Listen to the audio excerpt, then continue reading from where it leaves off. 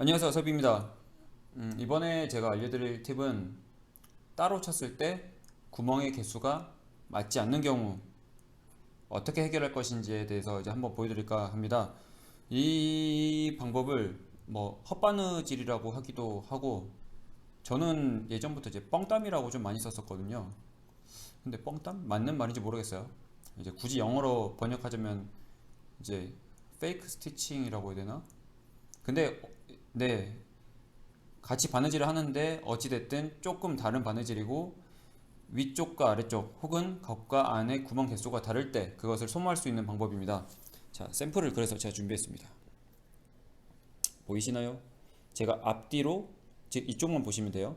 앞뒤로 따로 뚫어서 준비를 해놨습니다. 그런데 이 구멍 뚫린 이 옆면에다가 제가 표시를 해놨는데, 보이시죠?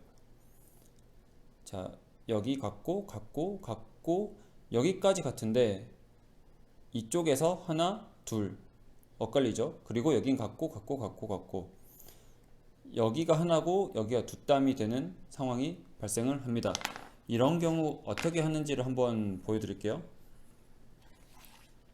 자, 제가 이제 좀 바느질하기 좀 편한 방향으로 잡고 한번 보여드리면, 우선 이제 몇 땀 정도는 그대로 하시면 됩니다.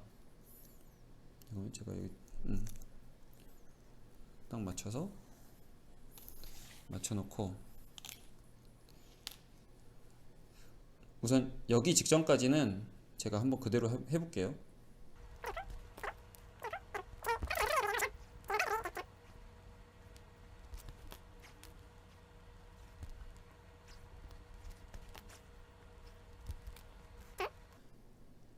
여기까지 왔습니다. 여기까지 왔는데 여기서도 똑같이 하시는 거예요. 똑같이 하시는데, 우선 여기 구멍이 있고 이 아래 구멍에 맞춰서 우선 나옵니다. 나와서 바느질을 한번 해놓고, 그리고 여기도 마찬가지 바느질을 그냥 똑같이 합니다. 저희 구멍 양쪽에 하듯이. 지금 자 해서 여기까지 했죠. 자, 여기까지 했습니다. 그러면 지금 여기까지는 바느질이 된 거예요. 근데 이쪽은 하나고 여기가 두 개란 말이죠. 이제 이럴 때는 어떻게 하시냐면, 이쪽 방향에서는 이게 들어가는데 이쪽으로 나오는 게 아니라, 여기가 둘이고 여기가 하나잖아요. 그러면 둘인데는 겉에서는 둘을 끼워주는데 내가 한 땀 부족한데 해서 얘를 중복으로 넣어줍니다. 이렇게. 자, 다시 많은 쪽, 땀수가 더 많은 쪽은 그대로 들어갑니다. 그런데 땀수가 적은 쪽에서는 그 다음 구멍으로 나오는 게 아니라 중복으로 들어가는 거예요. 원래 지금 원래대로면 이게 이렇게 해서 이쪽으로 나와야겠죠? 근데 그게 아니라 중복으로 들어갑니다. 중복으로 들어갔다 나오고, 그 다음에 지금 여기 남아있죠? 이게 그대로 들어가서 이렇게 나오는 거죠. 그러니까 더 많은 쪽을 맞추기 위해서 적은 쪽에서 이 구멍이 그냥 두 번 쓰인다고 보시면 돼요. 이 구멍이 두 번 쓰인다고 보시면 편합니다. 이렇게 해서 바느질을 해줍니다. 그러면 지금 이 두 번째까지 됐고, 여기도 결과물은 이 하나짜리 구멍에서만 돼 있죠. 그래서 그 다음 땀을 이어서 나가면 됩니다. 넘어가고. 제가 지금 됐다. 자, 이렇게 됩니다. 보이시죠? 제가 이거는 일부러 보여드리려고 조금 작게 했는데, 이제 나중에 조금 균일한 땀이더라도 땀수가 차이가 날 때는 이런 식으로 하시면 돼요. 이렇게 하시면 되고, 이거를 이제 굳이 설명을 드리자면, 이거는 제가 잘라버릴게요. 짜잔. 이게 지금 잘 보이려나 모르겠어요. 설명을 드리면, 제가 이제 이게 저희가 뚫어 놓은 그리프 구멍입니다. 근데 지금 땀 개수가 다르죠? 이 부분에서 다른데 이 실 같은 경우는 이렇게 해서 가는데 이렇게 갔다가 아까 말씀드린 대로 이 구멍을 두 번 쓰는 거죠. 얘를 두 번 쓰는 겁니다. 한마디로 파란 거는 이렇게 해서 이렇게 가는데 저희가 넣었다가 구멍 그대로 뺐잖아요. 이렇게 갔다가 그대로 빼면 땀이 이렇게 옵니다. 이렇게 이런 식으로 와요. 그래서 이걸 제가 저번에 보여드렸던 양쪽의 다른 실 가지고 한번 보여드릴게요. 제가 이 반대쪽에도 똑같이 해놨죠. 보시면 지금 이쪽 부분에서 여기가 구멍이 하나고 이쪽이 두 개입니다. 제가 여기부터 한번 해볼게요. 여기부터 꽂아 넣어서 양쪽 길이 맞추고